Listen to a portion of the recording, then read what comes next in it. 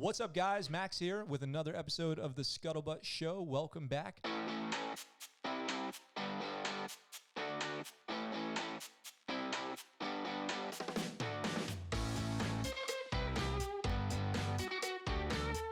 I've got two very special people here today. One you've heard before. Guess who's back? It's Van. Van, what's up, man? Oh, hoo-yeah. What is up, my dude? People- Everything is well. I'm glad to be on the air with you, and everything sounds like it's going good. And thanks for having me back, buddy. Yeah, man. It's been a while since you've been with us on the show, but now you're retired from the Navy and living in Texas, living the good life. Yes, sir. Yep. And since the world has moved to Zoom and we no longer need to be physically connected to have a meaningful relationship, you're back with us on the ScuttleButt Show. Suddenly it's so much easier, and it's so normal to do this, and not only normal, but maybe I don't know. I feel like we're progressive, like we're Zoomsters. Oh, that's what we are for sure. And then our guest today is Matt from Hangin with Matty D. Matt, welcome to the show. Yeah, I'm glad to be here, guys. Hey, Matt, right off the bat, can you just tell us a little bit about yourself? Yeah, I mean, I'm a porn star from New Jersey. No, I'm just kidding. Yeah, I'm a Navy veteran. I was a corpsman. I was in for about a little under 7 years, I think. Ex-podcaster, hoping to bring it back pretty soon. But yeah, living in San Diego, living a dream. Trying to stay away from this COVID stuff. But yeah, man, ready to rock and roll. Glad to be here, man. Yeah, I'm glad to have you. And we met through a mutual friend who I worked with, and he said, you know, I go to the gym, CrossFit 40th in San Diego with this guy, Matt, who's got a podcast. You guys should link up and do an episode, which we never did when we were both in San Diego. But now that I'm in Japan, what better time? Shout out to Zoom. What better time than now? So you were a corpsman in the Navy for 7 years. Where were you stationed? Well, not the full 7. I was an undesignated airman for my first 2 years. So. Oh, me too. Yeah, I lived that rough It's a great life story. On the good old USS Harry S. Truman. Did a deployment with them. Yeah, that's how my Navy career started. Okay, so I have questions. Because I was an undesignated airman on the Reagan. And the way I became, my source rate was AT or aviation electronics technician, which I did for about half of my career, and the other half was in special programs, which if people listen to the show, we've had a bunch of guests on from there. We talk about that stuff all the time. Now, you were undesignated on the Truman. How did you become how did you escape that? Okay, for those who don't know, an undesignated airman or seaman or fireman is the lowest job you can. It's the lowest place on the totem pole you can start from. Now looking back, I'm so glad that's how it went down for me. But 100%. But when you join, it's like if you do that, you're saying you're throwing all caution to the wind. You go to boot camp and anything can happen to you, and you're guaranteed to get the shittiest work and no respect, and just you're guaranteed nothing. You're gonna get dragged through it. So, what was that experience like, and how did you escape? So what happened was, I'll give you the full story. So what happened is I wanted to be a rescue swimmer. That's why I joined the Navy. So I originally was going to join the Coast Guard. Got in trouble with my cousin at my cousin's college. Apparently, I had an alcohol-related incident that I thought was on my record. The Coast Guard told me they weren't going to take me for a year. I was really itching to join. I had my cousin's husband, who was kind of like my mentor at the time. He was like an ex-Force Recon guy. And he was like, well, why don't you look at the Navy? He took me to the Navy recruiter. They're like, yeah, we can get you in. They had me on like an AD contract. And they're like, we'll wait for the rescue swimmer stuff to pop. I took that PST and all that stuff, passed it. And they didn't have it. She called me up. She's like, hey, we have a billet that leaves in 2 weeks. Do you want it? I was like, yeah, fuck it. Let's just do it. Can I curse on this show? Is that all right? Yeah, you can curse. Okay, that's cool. New. We used to be on the radio, and it was a big thing, and now we are not. So you can curse. Nice. Yeah. So I took that. I went to boot camp. I had no idea. I literally just got thrown in, went to Brooklyn, stayed overnight. They sent me to I went to boot camp. I had no idea what to expect. I was not prepped for it at all. I was just like running. So I thought that's like how you prepared for boot camp and stuff like that. I didn't know any of the general order stuff, any of that. Went to boot camp, got out, went to where is it, down in Pensacola for like a month and a half for like literally it's just how to act regularly on the aircraft carrier is pretty much what the school was for like a month. And then I got shipped off to the Truman in Norfolk, Virginia. And I'll never forget pulling up there. And I've never seen like a Navy ship in my life before. I worked at like yacht clubs when I was younger, so I'm used to seeing these like little, you know, rinky-dink boats compared to this stuff. And I pulled up to Naval Base Norfolk, and just I'm like, holy shit! These ships were massive. I had no idea what I was going to be doing, like at all. I got on the ship. I'm like, hey, I'm here. I had my check-in person, and so we did that. Got on the ship. The next day, we pulled out for in-serve. So that's like when you probably know they full speed turns and all that crap. But yeah, I got thrown into where did I get thrown into? I got thrown into V2. So I worked on the flight deck. Got flown into Fly 2 in V1. I'm sorry, and yeah, I worked there. Did a deployment there, chalking and chaining in the fucking heat in the middle of the was that the Gulf of Eden that we were in, and I did that for it was like 18 months, and I was at like that year mark, and I was getting really itchy with the career counselor, and I was like, why isn't anything coming up? Because a lot of guys like Corpsman was popping up, or C schools are popping up for these guys there, because there's a lot of undes. There's a lot of guys that failed out of rescue swimmer school, and I was like very, very pissed. I was like very, very pissed. But a lot of those dudes just ended up striking ABH, and we're just going to take it from here and just get out after 4. But I was like, nah, I want to like dabble in this a little bit more. My career counselor was like, just wait till you hit that 18-month mark, and I promise, like, something's gonna come. That 18-month came through with the fleet ride. HM came. I put in for it. We were about like a month and a half or two months out from pulling back in from deployment. We had to go downstairs to was it PSC, I think it was called. And you go down there, and they were like, if you want to live off the ship, because I was living on the ship when we were in dock too. That's like the worst life in the entire world. Oh yeah. And I'm like thinking back about how shitty my life was back then, and just how terrible it was. But yeah, I did that. But strangely acceptable. Yes. It was like no, it was like, oh, what are you talking about? This is fine. Yeah, it could be worse. And then you have like the one friend who's like 20 years old and married, and everyone just like hangs out at that guy's house because he like lives off base. But yeah, so I did that, and then it came up and it struck. I went downstairs to PSC because we were getting the orders to get the housing, and the guy's like, dude, you're not part of the ship anymore. And I said, what? And the guy was like, yeah, man, you're like leaving. And like 3 weeks later, I was on a C2 getting launched off the ship to Bahrain, and then took that MAC flight all the way back to Norfolk. I had like 20 days of leave, and then I showed up at Great Lakes in the dead of winter. So wait, that's how you struck Corpsman? Sorry.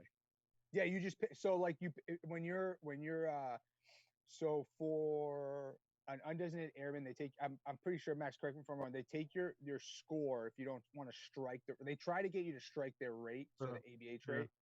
I didn't want to do that, so I waited, and once I waited 18 months, C school started popping up. So you can go to. So it worked out though. It worked out. Yeah, you can either take the test to go to get a rate that you can just take the test for, or you can pick a C school to go to if you wait long enough. And I waited long enough, and it worked out. So I went to C. What kind of corpsman did you become? Because there's a couple Yeah, no, I was at FMF. I was up at Camp Pendleton. Yeah. And so, you want to explain that one, Max? Well, or one of y'all. Well, my story of how I got out of undesignated is really amazing, and I want to do like a whole thing on it. But basically, it was a little bit different for me. I got lucky. I struck a rate, didn't even know what it was. It was AT, but at the time I didn't even know what it was. I just took it because it was something to get out of. I was doing ABF or fueling, so V4 on the carrier. And what they do, what these fucking motherfuckers do is they, first of all, like tons of hazing, and not the good kind of hazing. Like I'm talking like I'm a supporter of hazing if it Right serves a passage. purpose, or at least fucking from people that you respect or want to be a part of the team. But when you're somewhere you already don't want to be with people that you basically don't respect because many of them are fucking not the right stuff, so to speak, and then they're just doing hazing shit for like no reason, and there's zero forward progression for an undesignated airman, and then or seaman or whatever, and then they try to convince you that like it's the whatever rate that you just got assigned to is the best rate in the Navy, in the world, of any in any branch, in any country's military. Like for you, they're probably like AVH, chalking and chained. Dude. You want to be a handler. You got to get that yellow shirt. Like, yeah, it doesn't get better than that. You can be a blue shirt. And then they're like, but if you're a bitch, you can go to V5. Like if it's too hot out here for you, you can go to V5. There's a little prison yard to it. Like there's a little, you had to claim, you had to be like quick too, like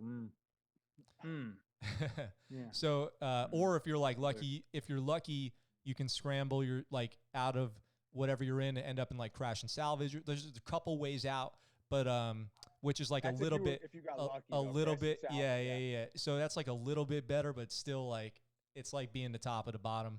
Like you're the pile of shit on top of a pile of shit, as far as lifestyle and like respect goes. Not that you're a bad person, but it's like it's just not a great life, especially if you're undesignated.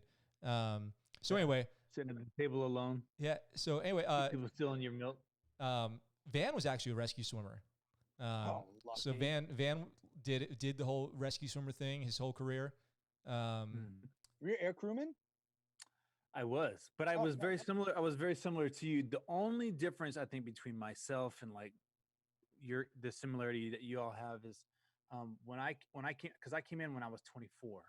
Okay. So when I came in, I did talk to one person who had got out after like 15 years, basically talking to one of us maybe. And he said, hey, whatever you do, make sure you get a rate. He said, I recommend aviation. And I said, okay. So I went in and I said, all I know is I need a rate and it should be aviation. And they started running down the list. And I actually got jammed with AD and I got the same treatment Max did. I don't even know what AD is. It's an aviation machinist mate. Oh, is that what it is? Okay. Yeah. Obviously, AD is aviation machinist mate. Yeah. Hello. Hello. Anyway, so they tell me, they go, and they kind of did that. Yeah, they kind of pulled my man card too. Yeah, they played me just right. The guy goes, hey man, looking at your test scores here, looking at everything, got 2 jobs to offer you, and looks like AT and AK. And he started running through it, and I said, which one would you do? He said AT. I said, that's what I'll do then, man. He came back about 30 minutes later. He said, were you recently, did you do a little jail time or something? And I had been in county for like some like traffic tickets or something. And I was like, yeah. He's like, it's messing with your clearance. He's like, how about this? AD or AK? And AK is obviously storekeeper, aviation storekeeper, right? Yeah. They don't have AKs anymore. They just have SKs now. LSs now. Yeah, LSs. I said, well, what's the difference? He said, you want to work on jet engines or computers inside of an air conditioning office? And I said, I want to work on jet engines, bro. That's badass. Fast forward, a year. I'm in San Diego working on helicopter engines. And so I see these guys walking around. They're not pilots, but they're flying in the helicopters. I go, hey, started talking to those guys. And they said, yeah, man, we're just like you. We're mechanics and, ATs and everything. But we also fly. I said, well, I want to do that. And they said, yeah, well, where you got to go. They told me to explain some of the rescue swimmer stuff. So I prepped for about a year. And then right around my 18-month mark, I started submitting all my packages. And about the 2-year mark, I finally struck for aircrew, which is why I was asking about the corpsman thing, because now they have a corpsman specifically for aviation commands who help with they basically help the flight surgeon Oh, at really? the command level. Yeah. Yeah. Oh, So wow. there's a corpsman who does that now. Oh, wow. I know I my think, my buddy did. 15 He years, was a something like that. corpsman. He got out, and then he became a search and rescue corpsman. So he like Yep. rides in the helicopter. So I guess he's part of it. I don't know if he's an air crewman. He has his gold wings, but Yep. I don't know. he's a I crewman. don't know. I Yeah. think they call them APTs. I don't remember. Oh, It's been a minute. So I hate swearing like I know an acronym. I don't. Anyways, so but they're med techs. Yeah. Nice. So Matt, you did the rest of your career. Congratulations on getting out of Undez. It's like Shit. it's an uncommon story. So many souls die there. Yeah. So many, so many buds died. So many fucking just their souls are just crushed. Yep. They think they're the shit right when they get there, and then they just get. Because usually, like the aviation guys that are at like the bottom of the barrel, they're tough fucking bunch of dudes. Some of them, and they don't want like if you come in there thinking you're all hot shit, they're gonna put you in your fucking place because they didn't. I mean, a lot of these guys didn't get the highest ASVAB scores, so it was like and I'm guilty of it too. And it's like they don't put up with shit. So I remember when these guys used to come in and bitch and complain and think they were like a little bit better than everybody because it's like, hey man, like they used to be like, what'd that bell sound like when you rung it? They used to tell this one dude it all the time. He used to get so pissed off. I loved it. It's great. Yeah, and that's true. It's like I don't mean to insult anybody, but like it might sound like I am. There are some people I would insult for sure. The majority of them were good dudes. It wasn't my people that I fit in with. They were like it was roughnecks. You know what I mean? Like Cowboys. Like yeah, like off the streets. Ready to go work and get down dirty and just do the manual labor and and it was tough, and it was in many cases tough work, long hours, challenging conditions. But then there was out of that group of people, there were some dudes who were just total douchebags, Of course. who just want to bring you down, who are like unhappy themselves, like 20-year E5s who don't give a shit, and they're except for like making it shitty for other people. There's a lot of those dudes too. So, okay, so as a corpsman in Pendleton, did you deploy? Yeah. What is first LAR? We went to Afghanistan in like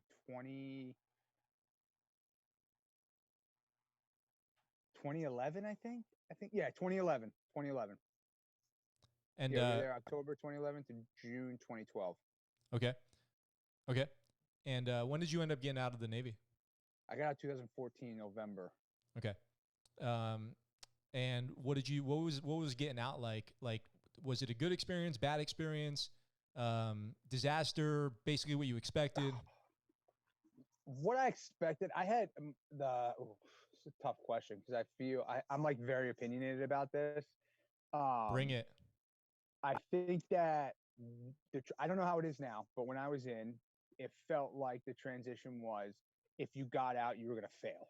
Like there was no, and I don't know if you guys can agree with that, but just being like, there's a corpsman, because what happened was I came in with a bunch of guys, but since I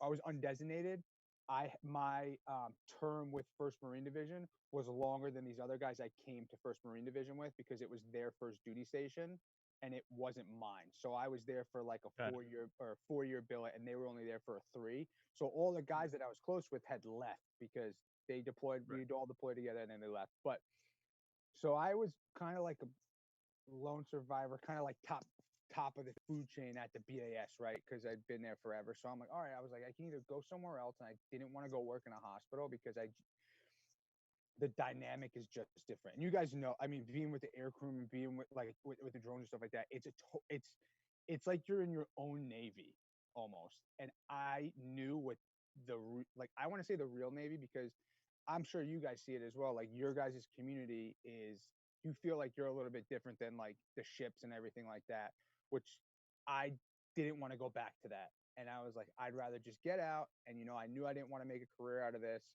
I just wanted to get in, get out, and get the experience out of it. If I had a great thing and I loved it, then I would have probably stayed in. But there wasn't a lot of like mentorship getting out. I went to TAPS for like the week that you're supposed to get there, and the week that I was there, Camp Pendleton decided to go on fire. So I only had TAPS class for like 2.5 days. And which I think personally, I think it's the biggest hack of bullshit.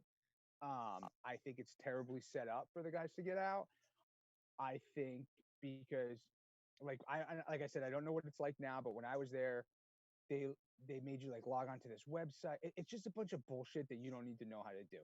What they need to do is they need to take your skills and they need to transition it and say, hey, this is jobs that your career transitions to, and here you can go. We can have you set up. We can look at these jobs, or do you want to go back to school and do you want to do this stuff? That's how they need to do it. Here, they're like, oh, this is how you build a resume. This is how you get your benefits. This is how you did that. So anyway, so I got out. I didn't want to go work at a hospital. I ended up working for an orthopedic surgeon. I got out on a Friday. I started working for that orthopedic surgeon on a Monday. To this day, I haven't taken more than like a week off, and I like pride myself on that. Like a lot of these guys take like Van. You obviously it's a different story because you did 20 years, so you deserve all the time in the world off. But oh no, can you tell I haven't been working, dude? Like, no, is it? you said before you haven't been, you got out. You've been taking some No, time. dude. Early. No, go ahead, man. Bring it, dude. It's totally accurate. Yeah, But, like I don't want to do anything. There's a part of me that doesn't want to do anything. Yeah, and the thing for me is I'm so much of like I have a hustler mindset. So I'm like I need to work. I need to figure out how to make the money. I need to figure out how to get to the next step. Like all the promotions I got in the Navy, I got capped. I never passed the test because I'm not good at that shit. So I'm always like trying to figure out. But anyway, so I got out. I worked for an orthopedic surgeon. Worked for them for a while, and I did that because I took advantage. There's like a lot of programs in the medical field that you can just send your transcripts in from the Navy and they'll send you certifications back. So like medical assistant, Sure, yeah. like simple stuff. So I did all that Phlebotomist. crap, got it. Yeah. And yeah, exactly. And I got all that. So I started working for this orthopedic surgeon. But the way transitioning, it wasn't until I worked in the VA that I really got the full grasp of what is beneficial to veterans on the outside, because the way they make it seem is like like I said, it seems like you're going to fail, which you're not. And don't get me wrong, if you live in like say like a Texas fan or like an Arkansas or an Oklahoma or something like that, where you can go to school and use the GI Bill and that's enough. But Right. like these guys that are staying here in California, they're like, oh, I'm just going to stay in California and go to school. And it's like that $2,200 is going to run out really, really fast if you're even going to school for a full month. Like they don't explain that stuff to you and they don't set you up for success. They're just like, yeah, go ahead, take it, do the GI Bill. And everyone's like, oh, I'm going to get out and use the GI Bill. That's what everybody says when they get out. And I, on the other hand, was like, well, I'm going to fucking work and I'm going to take the GI Bill. Like take these, like I'm going to work the system. But they don't teach you any of that stuff. They're just like, oh, do you want to just, okay, you can get out and use the GI Bill. Oh, okay. But there's like some dudes that are smart because there's a lot of programs like on Camp Pendleton. Like some of these guys are like, dude, I don't want to go to school. I'm going to go to this 3-month welding class and become a welder and make more than all of you when I get out because no one wants to weld. So I'll get paid $60 an hour to like weld pipe. And like other dudes are like, oh, you're doing the welding school. You're an idiot. It's like, no, you're the idiot because they know what they want and they're not going to take advantage of that. There's just a lot of programs that I think they're there and the military can say they're there, but they don't emphasize those programs. And I think the biggest thing, and like I said, I don't know how it is now, but when I was in, it made it seem as though if you got out, you were going to fail. So my transition was I felt like I was a lone wolf and I had to figure it out for myself because people, when you start not getting out, because it looks bad for your chiefs. And don't get me wrong, the chiefs I had at the time of getting out were the best chiefs that I had in the Navy, the last two I had.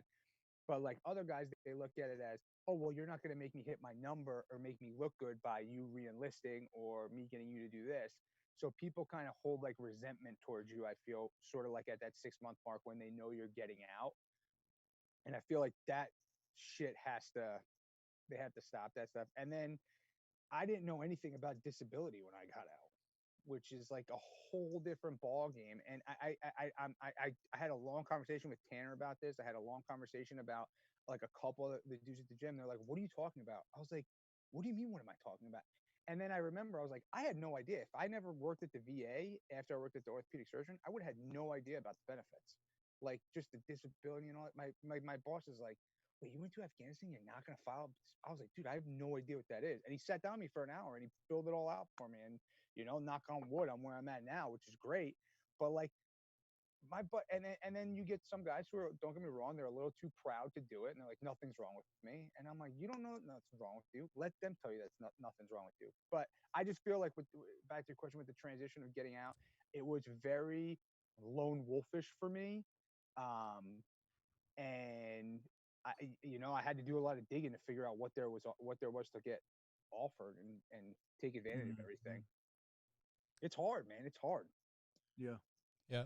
So I actually have a few things on that. Everything that you just said. First thing is about the disability.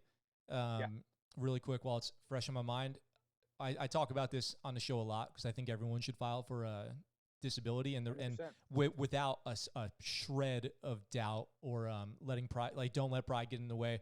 And here's why I say that, because when you joined the Navy, whenever that was, you signed a contract saying you accept that you will sacrifice your well-being during your service in defense of your country if asked to go step on a bomb or lay down on barbed wire or go fall off the ship, on the flight deck. You are signing that you are accepting those risks. Also, in the same contract is where it says, on the other side of that, the government will offer compensation for damage done while you're laying it all out there. So just because nothing happened to you, like you weren't blown up, you didn't fall off the ship, doesn't mean that if you had been asked to, that you wouldn't have, right? So ask the guys on the ships that crashed a couple of years ago who were probably the survivors, who were injured, to talk about how certain they were that would never happen, but then it did. And so, whatever compensation they get for injuries and damage sustained psychologically, physically, is earned just by having honorably served. So well, there's some truth in the saying, right? Like, everybody who serves, they all leave a little something. 100%. They all leave a little something behind. They change a little bit in some way. Something changes forever in them as a result of their sacrifice. So, and I don't care what job you did, how long you were in. Everybody shares that bond, and I think that's when they talk about brothers in arms, and I don't mean that in the sort of the complete literal sense of the label itself, but in the idea of family through hardship. There is no better, I think, example than that. So that's my 2 cents on sort of like, who. You tell me one person who served who doesn't have a story similar, to that. Me personally, you did mention that you don't know how it is now. I just got it in October, and I don't know if my expectations are just lower. I loved what you said, though. You said at the 6-month mark, it almost feels like the chain of command resents you. Yeah, right. Exactly. When they should be celebrating you, but they're not empowered to celebrate you with the manning, right? So you basically become somebody. They have to cover down on that billet, right? Because now they have to give you time to go to TAP class because you're required to go to TAP class. My TAP class wasn't necessarily great. They call it TGPS now. My TAP class wasn't necessarily great, but I think since I went, they've reduced it by a week. Oh, and wow. then now the majority of it's online. But the main thing that I got out of it was I did get my login for e-benefits. Yeah, e-benefits login. Kind of, you know what I mean? Like, after that, you can just call the help desk. That's what I've kind of been doing. But you're right. It was almost for the amount of time that I spent there, because I remember I went before they reduced it down. So for the amount of time that I spent there, I didn't get much out of it.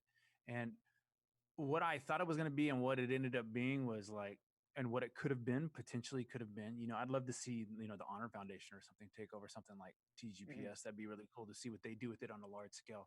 But I do think that the chain of command should be empowered. And I think that's the secret. The chain of command needs to be empowered to support people in those last 6 months. And I think it would change the entire, it would just polarize the entire attitude towards people getting out, because at the end of the day, it's a lot.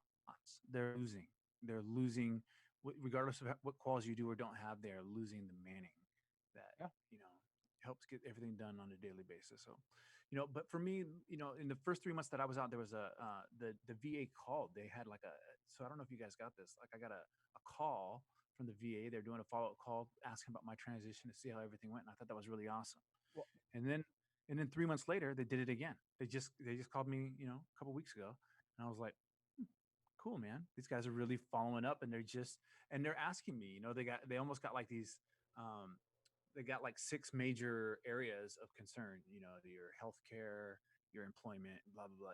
And so they've identified obviously these major areas, and they ask you how each one's going and what, if they have, if you have any issues with any of those, what your plans are, and if you're aware of how the VA can help you. And I thought that was super cool.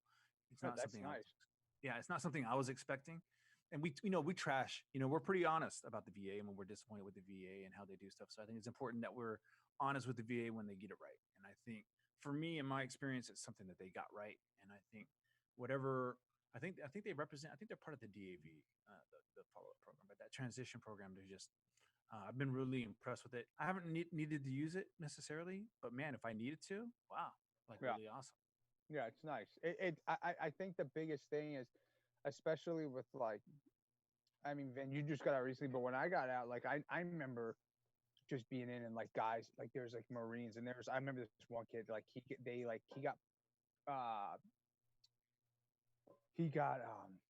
blanking on the word, but he got told that he had PTSD after we got back from Afghanistan. He was still in, so they were transitioning him out. Yeah, diagnosed. There's the word. I don't know how it slipped my mind.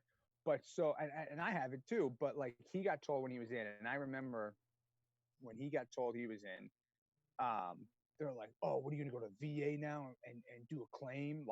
And they're like, "What do you saw?" You know how it is, and that mentality was so built up about. And I know this was hardcore.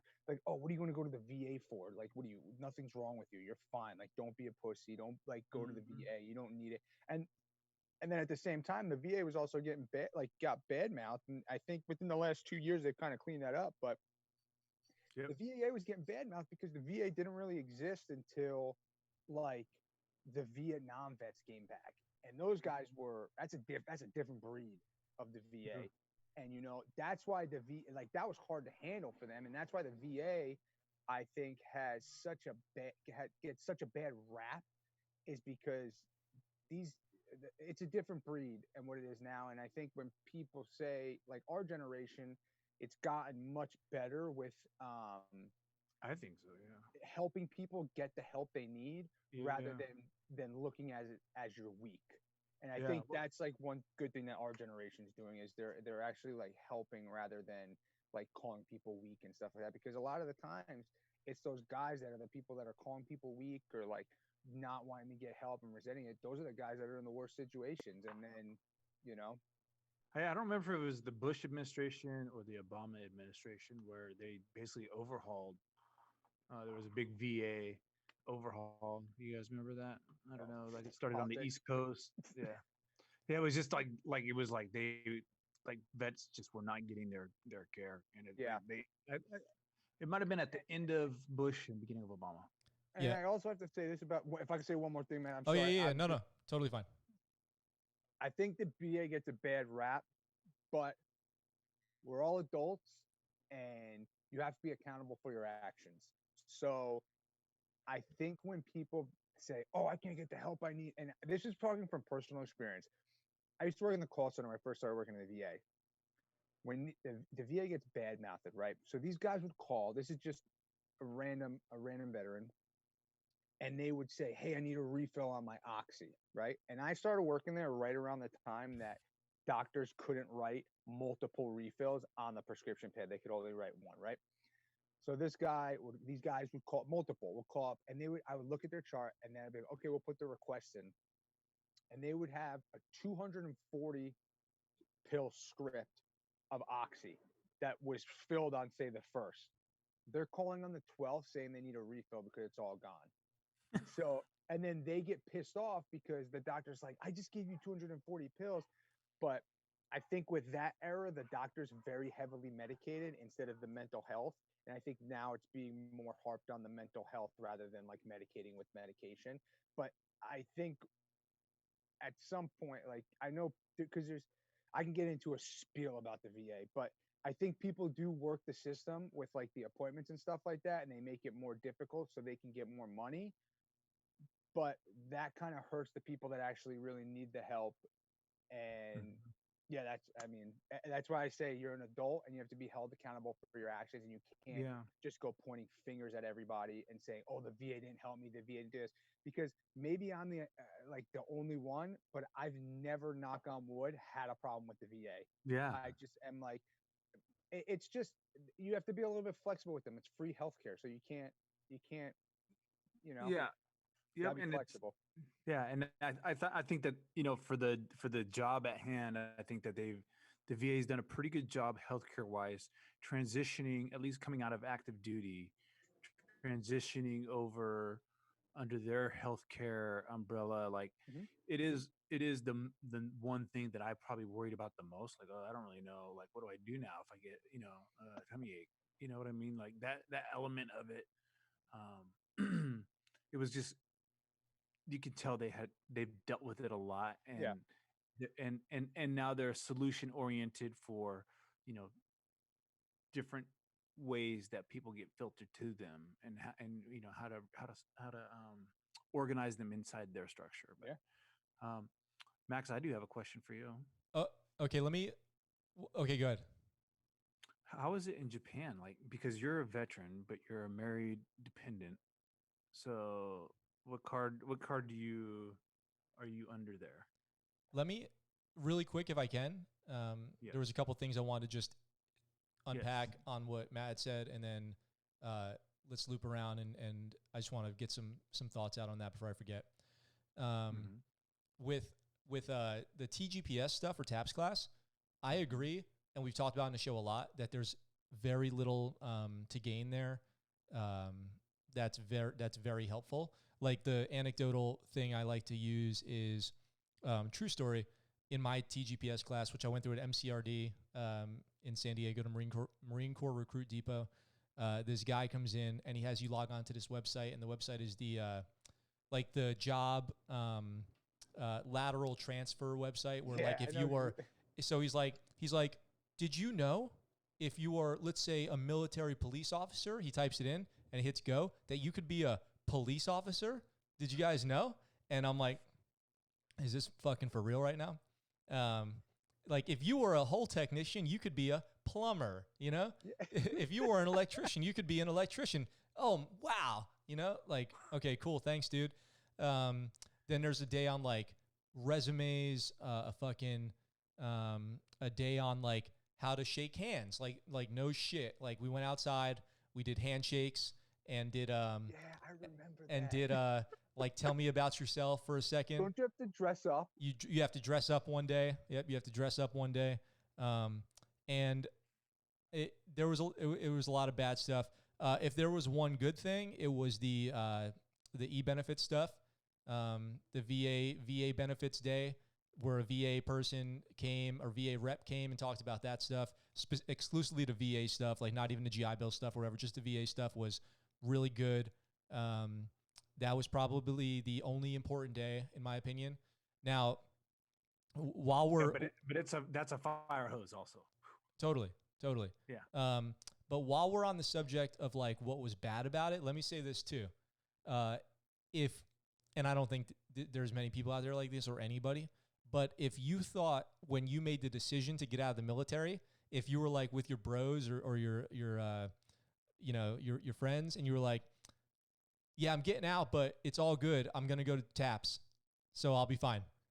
Then that's your fault. That's a bad plan. Ultimately, and Matt, you said this, the onus to take care of your life is on you. You know, no one, if you get out of the Navy or Army or Marines or Air Force, whatever, and you go through TGPS and then fail and you say, well, TGPS didn't set me up for success. Well, you blew it, you know? And I think that's what you're alluding to. So it has a lot of room to improve, but I hope your plan A isn't that you're going to figure it out in TGPS 5 days before you get out of the military. Now, there was one more thing about VA and like, when did you work for the VA? I worked for the VA. So I had that orthopedic job. I met a guy that worked at the VA there. I wanted to go into medical sales, took a shitty sales job, worst job I ever had. And then while I was at that sales job, I called the guy. So I worked there 2000. When did I work there? I worked there 2000. I only worked there for like 7 months because then I went to work at Balboa. But like 2015, maybe 2015, 2016, 2015. Yeah. Okay. My VA experience since I've been out, and then Van, I'm going to segue into answering your question right here. Yeah. My VA experience in San Diego was all good. Let's say I had like 7 or 8 appointments at the VA, eight like maybe around 10 appointments at the VA the whole time I was getting out to like with some medical issues to get taken care of. And some things like diagnosed in my record, all this stuff, trying to get some service connection with a couple things. So out of all of those times, I think one time I showed up and I saw like the mental health guys over there and I saw the regular doctors. So out of all those times, I think one time I showed up to my appointment like 15 minutes early and they're like, oh yeah, your appointment was canceled. Didn't someone call you? And I'm like, no. And they're like, yeah, it's canceled. It's been rescheduled, you know, but that's okay because all you got to do, like, that was one time out of however many times. It's not like that stuff doesn't happen if you have a civilian healthcare provider at another hospital. That your doctor can get sick, the scheduling can get messed up, an emergency like can come up. Patients cancel on doctors all the time. So it's not like that's a one-way street either, or patients don't show up to appointments all the time. So it's not like... It's funny because I was actually thinking you must have been late at one time in your life. No, late. I try to never... Like you owed like 2 hours of your life to the universe. Yeah, I'm rarely late. I'll say that. I'm punctual. So, you are punctual. So anyway, that's my thing on the VA. San Diego was pretty good. I got no complaints. Even if one time an appointment got canceled on me, I got no complaints. And then Van, out here in Japan, just so you know, if you're okay, so this is I'll make this broad for listeners. If you're a veteran, because there's a lot of expats living out here in Okinawa, and I'm sure that's true in a lot of cities around the world with bases. If you're a veteran and you've got VA healthcare and you're near a base, you can go use the military hospital. Like people out here, veterans use the naval hospital, even if they're not on TRICARE, because that's the nearest American medical coverage. Wow. And then they can claim that through the VA or whatever. And if you're SOFA, or like I'm a dependent, so I'm SOFA and I have TRICARE, obviously, then I use the naval hospital out here. And the opportunity to go into the civilian medical, like mainly people would do that for dental. A lot of people use like the local Japanese dental places for their kids and themselves if they're dependents. So there's that. But yeah, you can just go use the naval hospital. And so you're loving Japan. I love Japan. Yeah. I love it. Cool. It's totally badass. Matt, have you ever been to Okinawa? I haven't. I've actually, right before all this shit happened, I was like, my wife really wants to go to Europe, but we've been there already. I really want to go to Tokyo or like just somewhere in Japan, because I feel like my biggest thing is the cuisines, and I feel like Japan is probably the most relatable out of the Asian countries to American cuisine. Like not as like, I mean, there definitely probably is some like super intense cuisine over there, but I mean, I feel like it's just another like huge city, like in New York or something like that I definitely want to visit. And I always just feel like they're so high tech and have everything going on over there. So that's why I want to visit Japan. Yeah. So I haven't been to Tokyo yet. We were actually supposed to go in June, but that's officially been canceled now. I've been to some of the other places in mainland Japan. Here's what I'll say about it. It's fucking awesome. The transit systems are second to none. The food is amazing. Yeah, you're right about the food. It's amazing. There are definitely like similar easy to go places if you're American. Then there's like the really good Japanese places, and a lot of the best restaurants are in the transit stations. So like the underground train station, they have like, you know, amazing, like that's where we would go to eat. We would go down to the train station, find a restaurant, because it's like an underground mall. You just walk down. It's like walking down the street, but you're underground, and restaurants everywhere, shopping everywhere. Yeah, totally. You got to go. Totally awesome. Okay, but before I get too off the track here with that, I wanted to ask you before I forget to one quick follow up thing on the VA stuff. What was it like being employed by the VA? What was your employment experience like? It wasn't bad. I had good people I was working with, but government workers have it's a different way of life. When you're at that like 3, 4, 5 GS scale, 4, 5, 6 probably like GS scale. It's they have a lot of power, especially if you're a veteran. You get great time off, but a lot of people there just know they're not going to get fired, so they freely speak their mind, and and I'm sure you guys have seen it, like people blow up and then they just don't care. I would say my employment there was good. I had no problems with it. It was a stepping stone for me, so I used it. But I mean, I've had so many great like work experience that have gotten me to the point where I'm at today. And I think that was just like customer service, you know, just help my customer service skills get stronger. But I had no problem. It's just half the time the guys, when they get mad, instead of getting mad at them, like you just got to pick their brains, and they just want someone to talk to. To be honest, I get, and this goes back to being held accountable for your actions. I get very mad when people say the VA killed this guy, right? Or he committed suicide because he can't get help from the VA. And it might just be the San Diego VA, but that hotline is 24/7. And I've called it just to call it, just to see. I was like, let me just call and see if somebody picks up. And I've literally told the guy, I was like, hey, like, I just want to see if this thing really works, you know? And I feel like and I had went for like some therapy and stuff like that, to speak with like whatever psychologist. And there was people that would come in and be like, I need to speak with somebody, and they'd be like, okay, sir, take a seat. And then they would talk to somebody. It might take a little bit, but they're going to get somebody to come and talk to you, not like days and years like everybody else is saying. But I feel like that's why I say, like, you have to be held accountable for your actions. Like, you can't expect you have to understand that the VA is there to help you, and it's a tool for the healthcare. Like, Van, you're saying they call, they check in, they say all that stuff. I get very mad when people blame the VA. Yeah, don't get me wrong. There are some instances where people, like, they miss appointments, or they just they get called and something comes up and it blocks. But if you really need that help, I don't think the VA is ever going to be like, nope, sorry, we can't help you right now. Because I mean, just as a human being, I don't know how people can do that. So I mean, and everybody has a different story. So it's just from my perspective, I get very frustrated because you have to be held accountable for your actions, and you can't expect people to hold your hand. You're a grown man or a grown woman, and I understand if you get put in a situation where you maybe want to attempt to take your life or something like that. But you have to understand, like, these people are here to help you, but if you don't ask for the help, or you expect them to, like, it's like one of those things. It's like, if you expect somebody to do stuff for you, how are they going to know what you want? They're not they're not just going to, hey, do you need help? Like, you're crazy. You have to exercise the option.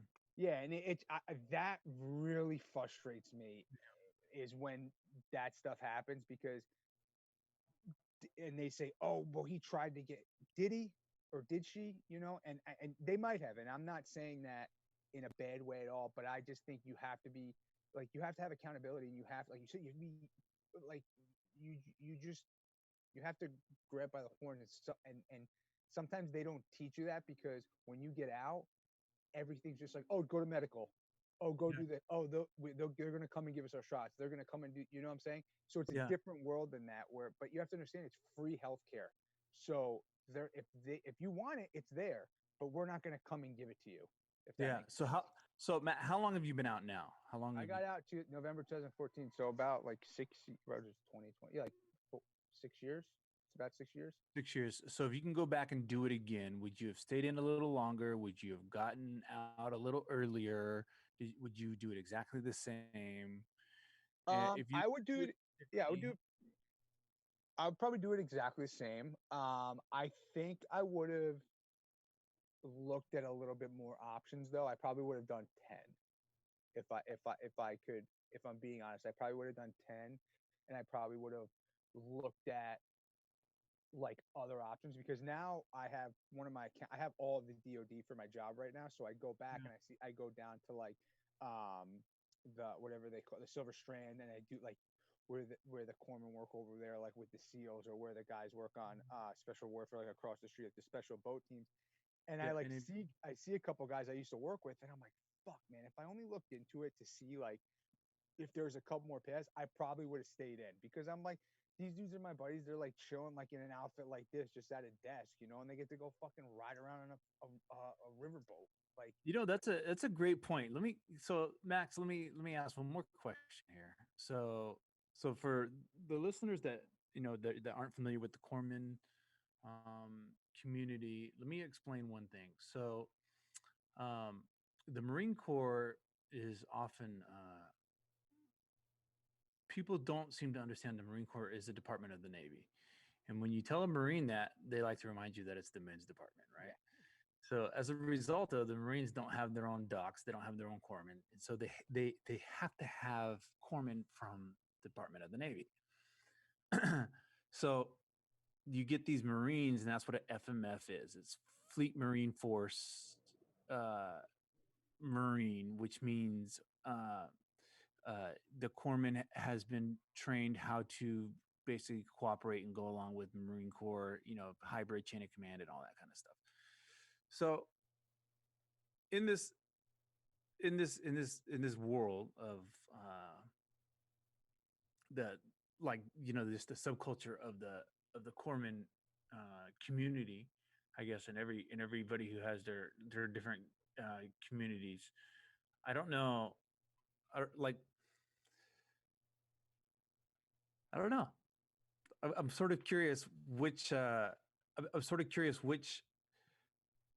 So let's go back a little bit first before I finish up. If you're going to go FMF, like that basically says you're going to do that your entire career unless you make a big move. Like the other big moves would have been like to go radiology or to gone like whatever. I don't. That's why I asked what the originally what the different disciplines are for corpsman, because I know there's like 4 or 5 different directions. Because you can be like a pharmacy. Yeah, there's a ton of different like C schools you can go to be like radiology tech, biomed tech, all that stuff. And so you just went to the ortho. You just branched off into the ortho side of it. I just did that fucking when I got out. I was like, I need to get a job, so I just was applying to places, and I didn't have. I went to core school to field med, and then from field med I went to first LAR, and then from first LAR you go to CTM, which is combat trauma management, and at every level they just tell you to throw out what you knew before, and then pretty much combat trauma management is where you get your bread and butter of what you're going to be doing as an FMF corpsman. Like, it'd be really cool because you know how, like, all right, so all corpsmen go to the same A school, then you go to a different C school, right? Yep. Or you can just go to like work at a hospital as like a basic corpsman. Yep. I forget what it is. Well, yeah. So all rates are pretty much like that. So it'd be really cool if the rates could get empowered to usher people out of the Navy, that 6-month window. Like if they could have their own career counselors, and tell me what your take on it was. So my original question was what was the career counselor like at the Marine level? So everybody also knows, like, Matt's what they call a green corpsman, greenside corpsman, because he went over to the Marine Corps. He's basically a Marine. And so, but over there, since you're this Navy guy in the Marine world, and since the Marines do stuff differently, what was your, like, I'm just really curious, like what So your they just send you on the same route as the Marine Corps.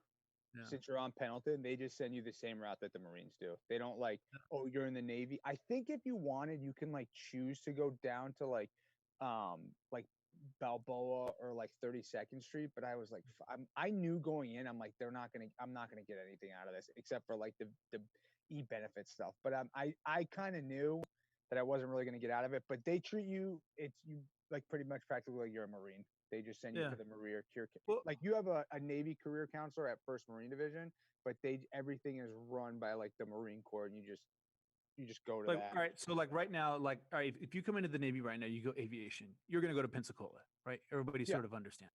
If you're blah, blah, blah, you're going to go to this city or that city. Yep. So I'm just thinking on the way out, if it'd be nice to go back to Pensacola for, like your little twilight and do all your TGPS and go out, and the rate would usher you out. They would call it the Z school. You know what I mean? Like you go to A school to come in, and then then you go A to Z. Try to like show you, and then I mean that would be great because then they could have like programs set up specifically for like that rate. Yeah, I was just when you were talking, I made me think about that. Like, yeah, because what. Who would have been the right person to tell you what to do to give you guys? TGPS certainly isn't. They have no business telling me what to do with myself other than how to make a login for e-benefits. But the people in my rate, the people who, got out 10 years ago, 5 years ago, last year, they all definitely had input, that I was.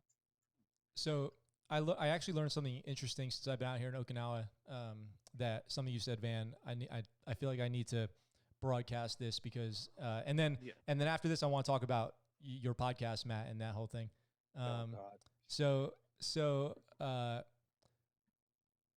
not all FMF corpsmen deployed with Marines in combat zones. A lot of corpsmen have the opportunity to get the FMF pin who've never even deployed, or who've just done exercises or something. So there's like FMF.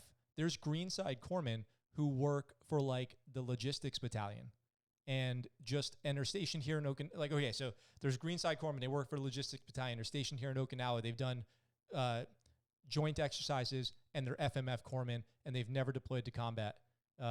So FMF, and I did not realize that FMF.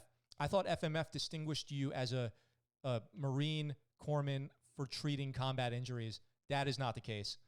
There's whole branch of type of FMF corpsmen that don't do any of that stuff. Yeah, there's like so you have the FMF base, and then you either are GCE, which is ground combat element, logistics like part of it, and then aviation. So you can be FMF.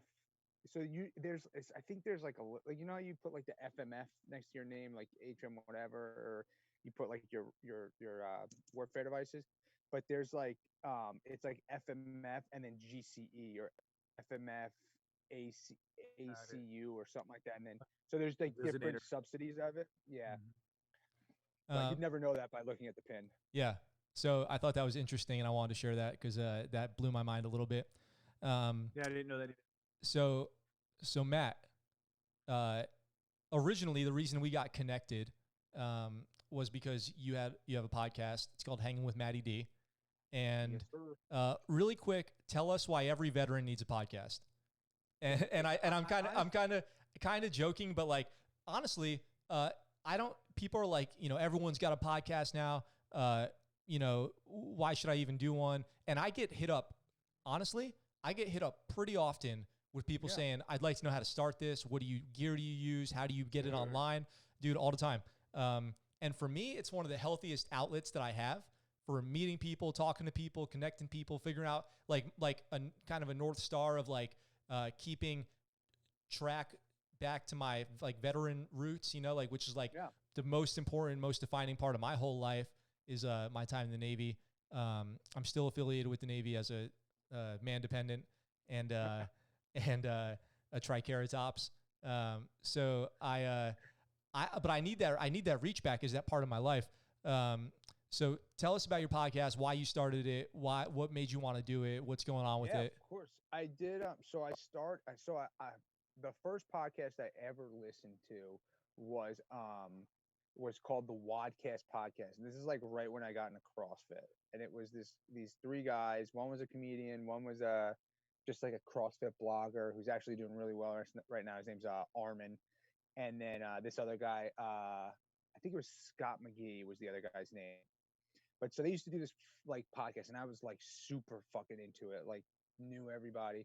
So I was like, tell my buddy who I was in the Navy with, and he got back from Rhoda and he got out, and I was like, dude, why don't we start this like, why don't we just do this? Like, it's easy. I'll buy the equipment and we'll just fucking do it. And I had no idea what I was doing. I watched this guy on YouTube, like Pat something, and he shows us like the steps 1 through 10, and I did everything. Like, I was like, I never did this much work in my like ever, but I was like, I want to get this done, so I'm gonna figure out how to do it. So we did this What Is Fit podcast, and we actually got some like pretty in the CrossFit community. We got some like pretty well fucking known people. We like drove to their gym, and this is when CrossFit was kind of like really booming. I think it's starting to die out now. So anyway, we did that for a while, kind of died, sizzled out. He went back to school, so it just the schedules were conflicting. It kind of just like sizzled. I got really bored. I got really itchy, and I was just like, I fucking want to do this again because, like you were saying, Max, it's like an outlet. It's something to talk to people, and I don't like necessarily going to talk to a shrink or something like that. I just like having conversations with people, and I think that's one of my stronger suits is being able to communicate with all different walks of life. So I was like, I told my wife, girlfriend at the time, I was like, I think I'm gonna just try doing this again. I took the spare bedroom, I turned it into like a whole studio, and I just started having my friends on. I was like, dude, I just want to have like conversations, like whatever. And then it just started picking up, and then I started doing something for the local news in PB. I used to do this like video with them. It didn't really take off. They don't. It was just like I was like, oh, it's just more to get my name out there. I got like an article in the paper with them and stuff. So I did that, and then so I kept doing it, and it was, I fucking loved it. I was doing it all by myself, and I literally interviewed so many cool people. I did like about 70 episodes or something like that, maybe a little bit less, but yeah, and I had a blast. I'm talking about it, and in my head I'm like, why the fuck aren't you still doing this? But life happens, and so we got engaged, me and my girlfriend, and the wedding planning started coming up, and I was kind of getting bored of like reaching out to people, and I lost that fire, which I was really annoyed about, and I was kind of like piggybacking that on priorities, man. Yeah, exactly. And I kind of like was saying, happy wife, happy life. Yeah, exactly. I'm like putting a little bit on the back burner, and I did, and then it just kind of like sizzled out. And I got a lot of people be like, "Yo, how's the podcast? How you doing? How you doing?" And I was doing pretty well. I was getting probably like 250 to like 400 a week per episode I was doing, but it was just like tiring. I was like taking pictures of the people trucks passing, like having to just like doing the graphic and like putting the right wording in to make into the Instagram post, and then making sure that the link was correct and it was downloaded to the MP. And Matt, you know exactly what I'm talking about. It's hard doing it by yourself. It's a lot of work, especially, and I was working a full-time job, and then during this time too, I got this really good job that I currently have now, which it's funny because I have this job now, and I have a lot more not freedom, but I make my own schedule. I do what I need to do, and I have a lot more free time to be able to do that stuff.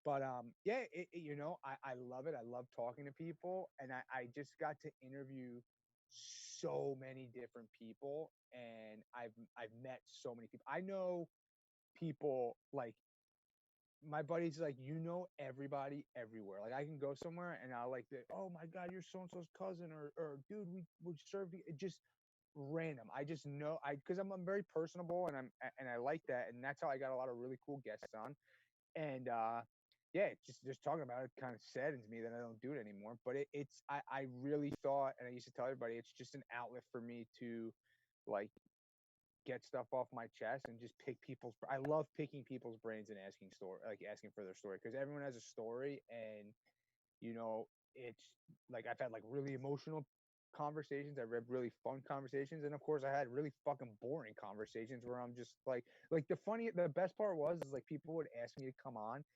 I'd be like, yeah, sure. And I would have like my stuff set up, my questions, get everything set up. And then I would get yes. Like you guys would ask me a question, I'd be like, yeah, that's how I did it. Yeah. And I'm just like, you're like pulling, and I'm like, in my head, I'm like, you fucking asked me. So like, I'm trying to ask questions, and I'm like thinking about what they said to pique interest, and then be like, okay, let's get you talking about you first. But in my head, I'm like, you fucking asked me to come on. Like That's my favorite part. Like I've been since you sat down, I've been wondering like, where do you live? Like what are we looking at behind you? Is that a houseboat? Is that a prison yard? No. Is it- No. like, It's what- our townhouse that we just bought. Yeah. What do you? Yeah, because I heard you guys talking about like you just moved in. I Yeah. should just like roll my camera, like they'd be like, yeah, we're on my houseboat. It's like I love looking for stuff to talk about. It's fucking Yeah, fun. man. Yeah. Yeah, that's the best part. And you never know where the conversation's gonna go, or you Yeah. find something out about somebody, and it just makes it interesting. And you either fucking really connect with that person, or you just oh, it's great interview, great to have them. But it's just set up like so many relations, like probably that out of those 70 episodes, I probably had I would say maybe 50 of them were people I never knew before, and now like I regularly keep in contact through like Instagram, or like if I know somebody and they need something, like I'll go talk to them, or point somebody in that direction, or just like give them a shot, whatever it is. I just try to mix people together if they need to be. But it's just, if I got anything out of it, it was just developing those relationships with people, and just in all different walks of life. So Matt, who is your target audience for your show? Like fucking anybody and everybody, man. I was Sure. trying to be you try to be like the next Joe Rogan or anything like that. If I were to do it again, though, I probably would definitely gear it more towards veterans, because I think it's our mentality as a whole is something that you can relate to, and you can make like sillier jokes where they kind of know like what you're talking about, or like rag on a different branch, and being, you just have that thing where you can like connect a little bit more, like what you guys are doing. You guys are more of like, you're not 100% like a veteran military podcast, but that's the aspect you throw. But you also know that you're going to get some other stuff in with it as well, rather than it just being talking. Yeah. Oh, let me tell you, I made a gay joke about 3 weeks ago. And I have all I can tell you is I have a very open history, mind, and background. If I had gone to college, I probably would have experimented a lot more, but that's in my past. All I'm saying is it's a totally different world. And so like one thing that I figured out coming out of like, not everybody has the same, like there is something special about being on a boat for a month and then being up topside on a ship in the middle of the Gulf. You got a cranial on and it's really hot. And you're like at half mast and you're doing FOD walk down. It's like 4:00 in the afternoon, and you're getting ready to do night ops. And there's something, and you turn to the guy next to you, and he's complaining about the food, and you go, yeah, but it's not as bad as that chicken cordon bleu. And he goes, yeah. Oh, dude, it's my favorite. When they used to burn the cheese. See, there it is, dude. I love the chicken cordon bleu. It's that predictable. It's that palatable of a bond of being in the suck. Like that, and I totally get it. So like when I talk to somebody in the military, I know there's a few things that I can say. Like I can't talk about my dick, and I mean with anybody. But if you've been in the military and I start talking about my dick, I don't have to worry about you thinking I'm gay. Yeah, exactly. I get what you're saying. Exactly. We're just talking about my dick. You got one too. Yeah. Especially if you're a corpsman. It's like with the Marines, main thing. Hey, look at my dick. Is this okay? Yeah. So, we sound similar, you and I, Matt. Like, I am pretty personable. I think Van could maybe, attest to that if I'm way off the mark. No, definitely. But I go out, I meet a lot of people. I know a lot of people. I've tried to stay in touch with as many people as I can. We have been lucky. Van and I have been afforded opportunities to meet people that, especially me through the Honor Foundation, to meet people that honestly I have no business calling up. Like, I should not be able to, I should not have this person's personal email, but I do, you know? And then I ask them to come on and share their time with us, which I value greatly. And then they share amazing stories, let us into their lives, what their transition. So our whole thing, right? You probably know this, the audience knows this, but the ScuttleButt Show is about life after the military. And every veteran has a story, and we try to bring people on who want to share that story, who maybe have a business now or something that they're in entertainment or something like that they want to promote, which is awesome. And I want to share these stories because I don't want anybody getting out of the military to have to go through something like they're the first person to ever get out of the military when there's so many lessons learned and things we can share. So I, out of the blue, like every good thing that's ever happened in my life, fell into a live radio show. Like, what the fuck are we doing live on the radio broadcasting in San Diego? Like, why us? And the question, why us, why me, or whatever, why should you listen to us? I ask people on the show often, why you? Like, why should people listen to you? Why are you the guy or the girl for this? And what I think I decided, and what I think I hear a lot, phrased in different ways, is no other reason than I'm here doing the best I can with good intentions, and then you decide if this is for you or not, you know? And don't do it because you, like, you know, the dream would be to blow up and be like Joe Rogan or something like that. But, you know, I never had that as the expectation here. I just want, like, if anything, I want to have listeners because such great people have come on. Don't listen to the ScuttleButt Show to listen to me. Come on to listen to all these great guests we've had and all these lessons shared. You know, like, I hope it makes your life a little bit better. That's why I love doing it. That's why we're doing it again as much as we ever have, and getting back into it big time, which is awesome. I think you should get back into it. But okay, I do my homework. So all right, let's hear it. So I've listened to a couple of your episodes, and can you still listen to them or no? Are they on the Facebook? Nope, you can still listen to them.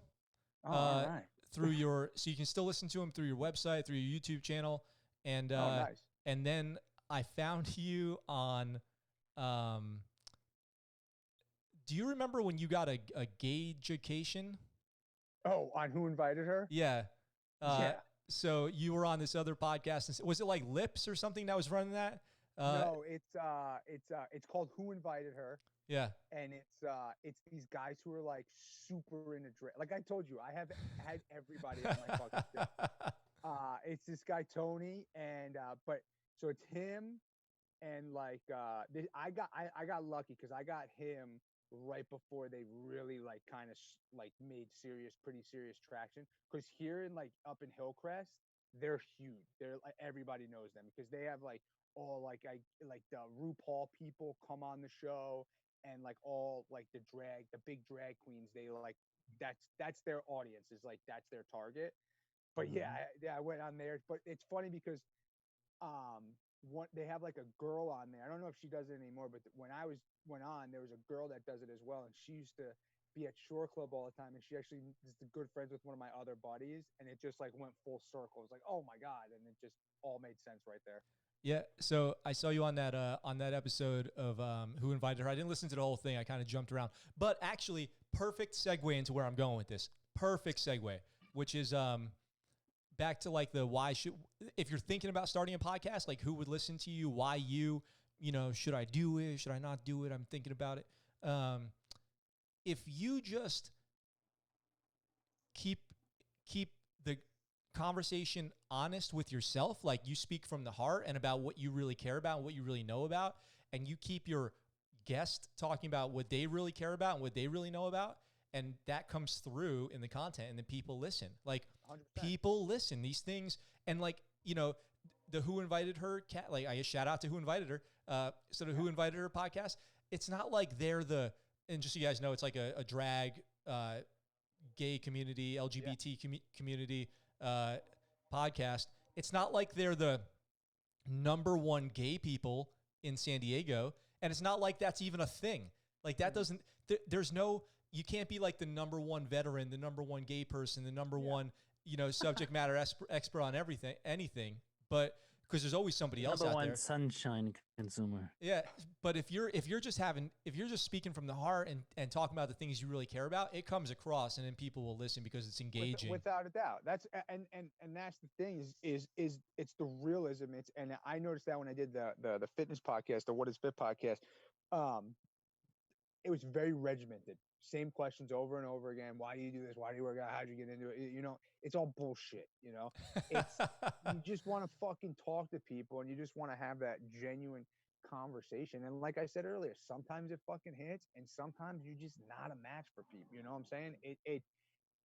But you find that out through the conversation, and everyone has a story, and I think that's what it comes down to. Is you just have to have. My mind's been very open too, with like having all different types of people on, and I think that that's definitely just with way of life, like in relating to people and understanding different situations, talking to people and expanding your reach is definitely a plus, because you can hit all these different wickets, and especially for you guys, you get all different listeners, all different types of listeners, all different people, because everyone is different in their own way, and you never know who you're gonna meet. You never know who's gonna you just never know. You never know. Yeah. Now you did the podcast for a while, and you haven't done an episode in a while. I think you should start doing it again. Maybe you should come on the ScuttleButt Show some more, and join us here, man, when we're doing some episodes. But my question was, because I get asked all the time about, like I mentioned this earlier, about starting podcasts, or, what equipment do you use and how do you upload it? What were you using to upload your podcast? Oh, I used, was it Libsyn? Okay. I was using Libsyn, just paying a subscription service through there. But I was doing so much, my episodes were getting so long, I had to like upgrade the service, because it was they only let you have certain amounts, so you have to like upgrade it. But now they've made it, it from when I first started it to like now, and they've made it so much easier to produce this. And I think even like kind of like the podcasting is a great segue, but I think if you want to make your money, do this, but put it on YouTube, because YouTube is where people like to watch stuff, if that makes sense, But yeah, for equipment I was using AKG mics. I had a little change in my pocket, so I was able to buy the little bit more pricier stuff, because I had like the regular boom mics, like the little like the ones like rock stars use or whatever. Yeah, I had those forever. Yeah, and then I got like the AKG mics and some, like, I think I had AKG I had the headphones that you just bought. The ones that you the unboxing. I had those ones, and then it was definitely some homeless guy robbed somebody, but he put them on offer up. I had like those really expensive Sony ones. I still have them, but I had those on for headphones too. But yeah, I was just using that, and then I used a Focusrite, and I would just record into. Well, that's funny, because somebody stole Max's Sony headphones. Yeah, you said. Oh, they might be them, dude. They might be them. I don't think the timeline aligns, but yeah, dude, if a bunch of criminals recently started a podcast, like how to rob some jabroni off the street, check it out. It just premiered. It's on Apple. Yeah, man. It's on Apple Podcasts. Yeah, those dudes are the ones who robbed me. So drop that in the comments if you are listening to it recently. Distributed criminal podcast. Yes. So I was using something called Buzzsprout. Okay, so let me collect my thoughts here. So, why should you start a podcast? What should you expect if you're starting a podcast? It's hard work. Like, you have to coordinate guests. You have to have engaging conversations, which is not easy. Like, I can't think of too many times, luckily, with Van and I. Van, maybe you think of something, but where we've had to really pull teeth to get good content. Like, in fact, usually it's the opposite. Usually, if you just ask, like with our guests, if I've been able to ask the right question, they just go. And I can usually just I don't have to do much. That should be my job. Like, we've had awesome guests, dude, authors, warriors, business owners, like the whole deal. and it's been fantastic. And it's it's still going that way, so I'm happy with that. But then, we were doing live radio broadcasts that we would then record. We would record. Then I would have to back up the data. First thing, always back up the data. Go home, upload these to the internet, come up with a thumbnail, come up with like graphic art, create a Facebook page, log into my Buzzsprout account, which I'm not using anymore, which was $20 a month, so I could upload more than 2 hours of stuff because we were doing this every week or more. Then I would have to follow up, and I would have to coordinate, the next guest and do the photos and the Instagram and go on live or whatever to try to make this thing heard. And I want to make it heard because I've got these great people coming on to say great things, so I want that message to get out. A lot of work. So expect that for sure. It's not nothing. Yeah. Just figuring out what a podcast host is, and then Googling what's an RSS feed and figuring that whole thing out. Like, get ready. It's not. So somebody hit me up the other day and they're like, they're like, how do I upload my podcast to Apple? And I'm like, that's not even how it works, bro. Like, let's just go way back. Let's go way back. I think the biggest thing was, did you need to have a website when you were doing it? No, I didn't. So I did it. I did it the way that I thought I needed to have a website to have the RSS feed, but it was just a way for people to feed the RSS, which I probably didn't need, but I spent too much money on doing. Getting like that through Word, whatever it is, WordPress or something. WordPress, and I thought I needed that, so I put everything, not a lot of money, but just money into it because I thought I needed that to upload the RSS feed to take that link to put it to. So it was just fucking so much. It's just, that's the thing that I think people but you probably improved the access to your content. Maybe, possibly, yeah. Now, yeah. Now, so over on at the ScuttleButt Show YouTube channel. So if you're listening to this, make sure you get over to the ScuttleButt Show YouTube channel. I'm doing basically a podcast creation tutorial series every step of the way of what gear I'm getting, how to set up your online account. I'm using Anchor now, which is it's new to me. I've heard of them. Anchor's, I think, gone through a lot of changes and was acquired by Spotify, which for all the bad things that people say about Anchor, it's owned by Spotify. So the fact that it's totally free with an unlimited amount of content to upload and you can monetize it day one, as sketch as that all sounds, Anchor is owned by Spotify. So you're basically using Spotify. And I'm on the ScuttleButt Show is never missed a beat. I ported everything over from Buzzsprout to Anchor. It was so easy. And then we're on Apple Podcasts, Spotify, Google Play, stuff like things I don't even know. I'm on Spotify too. I didn't even know that. Yeah. Things Nice. like Castbox and Overcast and all this other ones that I don't even know much about. Radiocast and all this stuff. So anyway, totally free way to start uploading. It's super easy to get started. And gear, you could start with just your phone or something like that and start upgrading your gear. That's all you fucking need. You need just your phone, and you could do it this way. Just doing Zoom meet. And I think that with what you're saying too is the biggest part is don't expect people to listen. That's the thing. I think that's the hardest part to get over is you put all this content out and you think all these people are automatically gonna fucking listen. You're gonna be Joe Rogan or fucking Mark Maron or one of these dudes, and you don't realize those dudes have been doing it for years and years and years. And are those your buddies from the Navy? Who are those guys? Who? What? No, Joe. Those are the fucking grandma and grandpa fucking podcast. Joe Rogan, Van? I'm kidding. But yeah, I mean, those guys have been doing it, and the thing also too is for guys like us is we're starting from scratch. A lot of those guys have a platform which they can just push their content out onto. Yeah. So it's more respectable when you grow your stuff organically. I mean, and it's respectable too if you're a comedian or an actor or something like that. Because if you look at it, what happened is they found out how much money the original podcasters were making, and then they're like, yo, why am I doing this? Because someone I listened to The Fighter and The Kid, and I was I'm just curious. I googled it the other day. I mean, those dudes are making fucking 60 to 80 G's an episode, and they put 2 out a week. Yep. And it's you know.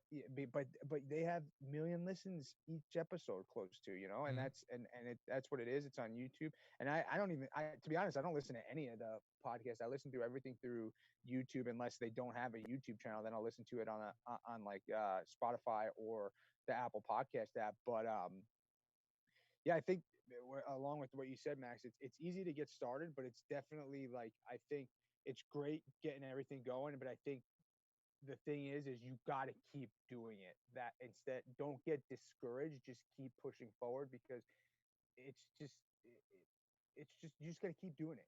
It's persistence. It's just keep doing it. And even if like people are gonna tell you fucking no, fuck them. Go to the next one. Just keep fucking doing it. If people be like, why do you do that? It's stupid. Fuck them. Who cares? If you want to do it, do it. And I think that's like, for if you want to be serious about it, and you're people are gonna get weeded out. Obviously, that's obvious. You know, people are gonna be like, oh, this is too fucking hard. I thought it was gonna be easier than this. But if you really want it, you're gonna do it, and you're gonna keep pushing for it. And I think, but yeah, I think that's great, man. The creation and stuff, because a lot of people have that question. And I mean, I'm sure there's other content, but for like for your listeners, if they want to do their own thing, or somebody hears this, it's good to have somewhere to go to just, and someone you trust. If you're listening to somebody all the time, and like listening to you guys, maybe, oh, you know what I want to do? Let me see what Max and Van, they're kind of like doing, like their creation. You know, I trust what they're saying rather than Joe Schmo fucking in his back porch, you know. But Yeah, yeah, and man, that's good stuff. and let me say something else about that too, which is, a lot of people are like, you know, if you haven't started yet, you missed the boat. Why start? You know, it's pointless to start now. That's Haters, so man. yeah. So if somebody else starts a podcast about military stuff, that doesn't hurt me at all. The only thing that can hurt me is me deciding to have my attitude shifted. You know what I mean? Like, that's the only thing. Like, I hit up people, I cold call people, and I'm like, hey, dude, I have this like little podcast, like, you know, people way bigger than me. Hey, I have this little podcast. You know, you want to do an episode? Oh yeah, totally. Holy shit, you know, like, Who does it? It's free it's- publicity for yourself. it's Who all doesn't it's wanna- it's all good, man. Somebody hits me up to want to start a podcast. You know, they could be like, I want to start the ScuttleButt Show too, and I'm like, do your thing, man. Whatever. It's like, it's all good. Yeah. Doesn't it- Max, were you saying that that there's still hits on old episodes? Like people still listen to old episodes, huh? Yeah, I get the updates basically every week. Not actually, that just stopped because I ported everything over to Anchor, so I only get current info from Anchor. So like, that's all basically the counters reset and a lot of those things, but we have the old data. But I was getting updates from Buzzsprout every week. Like, your podcast got 90 listens last week, and it's from like, you know, July 2018 or something like that. Yeah. So, you know, and I don't know who's out there listening. And then don't get discouraged by the numbers either, because if you like, the numbers are the numbers, you can't even wrap your, like, if you went into like the metrics of that podcast you're talking about where they're making all that money, they probably have like 1 trillion minutes listened or something. Like it, something ludicrous. You can't even think about it. Don't, you know, it's like checking stocks. You shouldn't be checking every day. You know what I mean? Like, your progress goes up, it goes down, it ebbs and flows.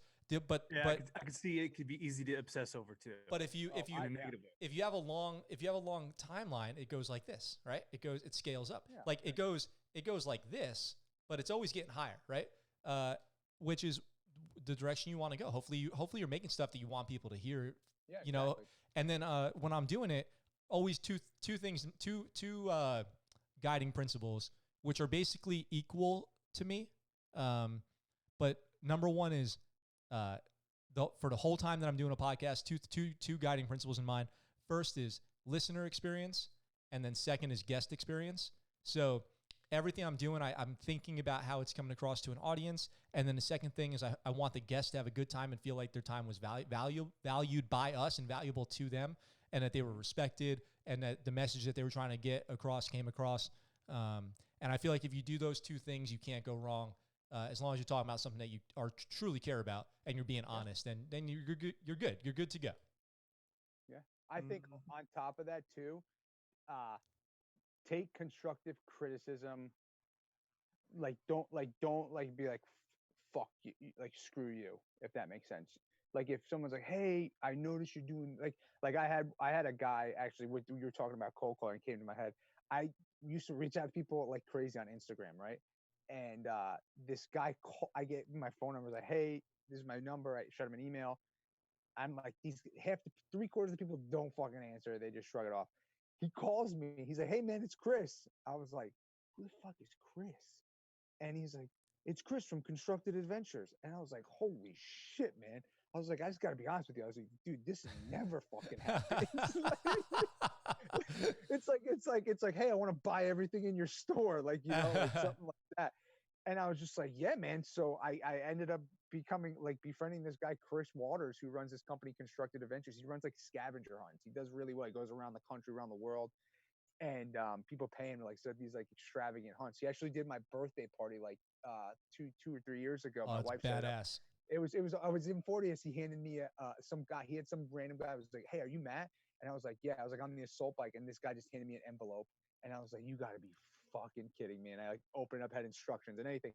But like that's a guy. He called me the other day, and you know, we just chatted. You know, but on the criticism part, his dad was the founding anchor of CNN. No way.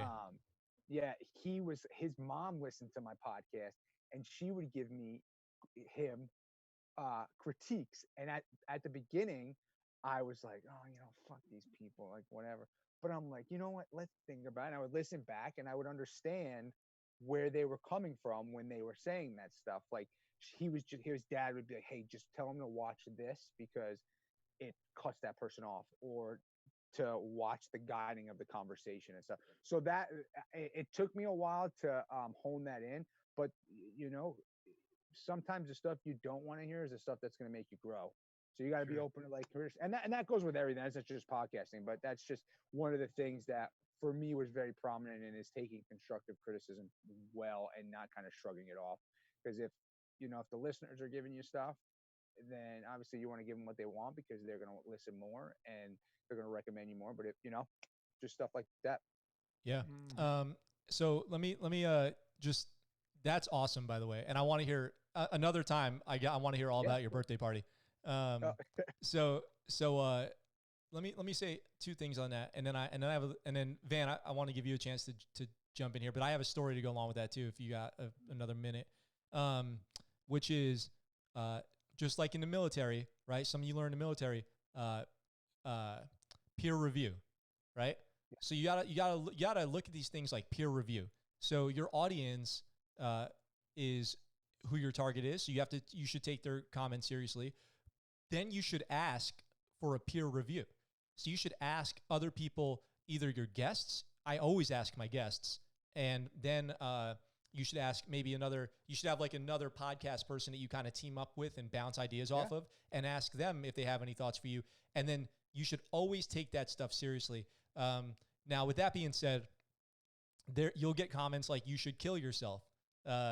And you're ugly and you're garbage. And I've heard better conversations out of a dumpster. And I don't know. I'm making some of that stuff up. Anyway, that comes from I recently did this video with a guy. I have a series on YouTube called The Man Dependence, where I meet up with other male spouses and go see what they're doing. And one of the guys has a YouTube channel, and his YouTube channel is he watches Eurovision, which is like a big international pop song competition. I won't get too much into it. But anyway, it was Americans React to Eurovision, and his video with me in it is like at 50,000 views or something right now. Oh, wow. And then I did like a vlog video to go along with it, and I got like 1,000 views on that, which is like the most viewed video on my YouTube channel. And then people are like, you didn't give Australia a fair chance. You're an idiot. And I'm like, okay, cool. And so you got to filter through like, the online trash that you're going to get big time. And then you should take some stuff seriously, but know that some stuff is trash too. You got to filter it to get to the good stuff. I got to hook you up. I got a buddy who's in Okie. Yeah, he's a big time YouTuber. His name's Nicky. He's still in. He's in the military. He'd be great for this show too, by the way. Oh, totally. He's yeah. I'll give you his information later. But yeah, he does like all these like intense like 5-minute YouTube videos about like different designations in the Navy and like getting out, different branches, like, and there's like, I guess there's like a group of them that like do all that shit. But they're a couple of them are. He's in Okinawa for sure. I know that. Okay. But side note, just for you guys. Yeah. Van, you haven't spoken in a while. What are you thinking? I'm just thinking it's good to be back on the air, man. It's good to be back doing it, and it's I don't know. I think that it's interesting. So I do have a couple questions. So Matt, what are you doing now? Like, what's the day in the life outside of quarantine? If there was no quarantine, what is your daily life like, and when and how will you incorporate your show into your daily life? Yeah. So right now I do reverse distribution for hospitals. So I take care of all their expired meds and do all like the paperwork for the DEA and like for the narcotics and stuff like that. So I work knock on wood, the quarantine hasn't really affected me too much. Just because I work with hospitals and they need to get their stuff out to get the money back for the stuff they sent back. I mean, usually like I was doing that and then just hitting the gym during the day at like 3 every day. That was like my thing because you have that little group that you go with. But other than that, I usually just been working and going to the gym and then come home, hang out with my dog and my wife and just watching whatever show we can get involved with on Netflix or whatever's new. But with the my question for you, Matt, ready? You ready for it? Yeah.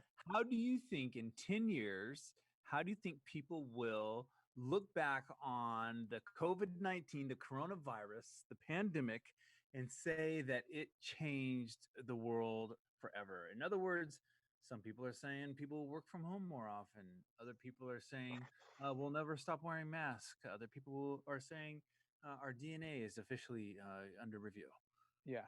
That's a tough question. I think it's definitely going to be one of those things where we're going to look back on and be like, oh, it was like definitely like a turning factor in like the country and the world per se. I think shit's going to go back to normal, but I think a lot of companies are definitely going to sort of realize that they might not need the amount of people they need to operate. But I don't know if that's going to be technically a thing because less people are buying right now, so there's really not as much going on with certain companies. Some companies there are. I don't think we're going to be wearing masks. I don't think that's going to be a regular thing. I don't think the 6-foot distance thing is going to be maybe at like restaurants and stuff like that, but I don't really think that that's going to be a necessity. And then I think our country especially is going to hopefully be well more prepared for a pandemic because this has happened once. So I think the last time that the country was like in a pandemic was like 1917 or 1918 or something like that. I don't necessarily think that it's going to happen again soon. It might. I don't know. I'm not a fucking expert. I think it's going to be definitely a serious point in our past if we're talking 10 years from now. But I really don't think it's going to go back.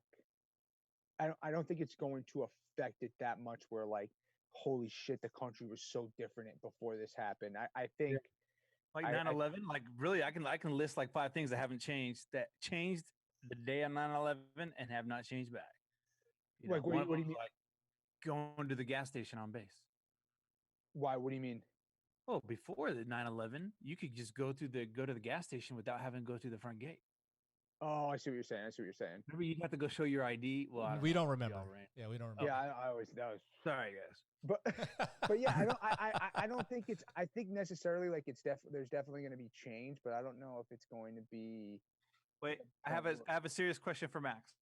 This is my 5 minutes on my soapbox. Max, I have a question. In Japan, when you greet people, obviously, when in Japan you do as the Japanese do.